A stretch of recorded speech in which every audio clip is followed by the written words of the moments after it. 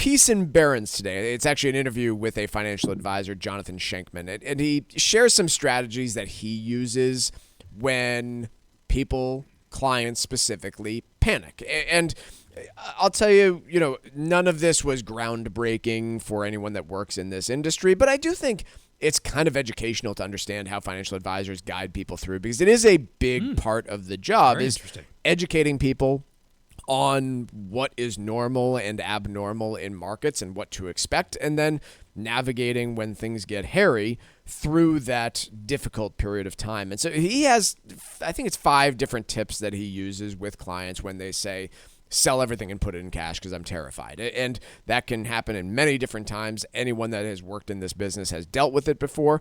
But 5 strategies that I think would be useful whether you're an advisor or just someone managing your own money would be, 1, pause dollar cost averaging. So dollar cost averaging would be when you're putting new money in.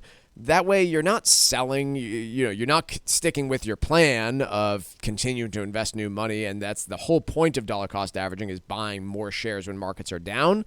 But I'm with him. I would rather see somebody pause that when times get tough than sell all their stocks and go to cash.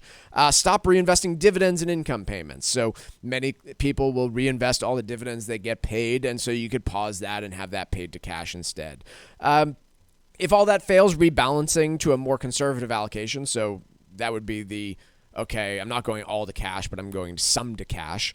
If that doesn't work, then divest proportionately. If you own a combination of stocks, bonds, and commodities, then sell all of them equally. And then I think the best advice that he has on all of this is just sleep on it. Give it a day. Think about this before you make a potentially life-changing decision with your investment allocation. Can we go back to the first point? Yeah. That seems very wrong-headed to me. Isn't the whole point of buying equities? Yes. And I know you said this. Would you lead with that if you were dealing with No, I would go in the opposite direction, actually. Yeah. Isn't that one of the last things you First thing, sleep on it. Boy, but let's think about that. If somebody tells you you're managing their money or you're managing your own money, and you're saying, I want you to sell everything and put it in cash, yes, I would rather see you pause the dollar cost averaging than do that.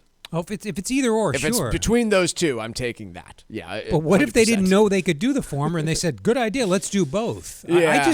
You already said it perfectly. The whole point of buying equities on a program consistently over decades is to take advantage of sell-offs. Those downturns. Yeah, that's the entire point of it. You don't want to be dollar cost averaging into a market when things are getting higher. That seems really higher. wrong-headed to me to lead with that anyway.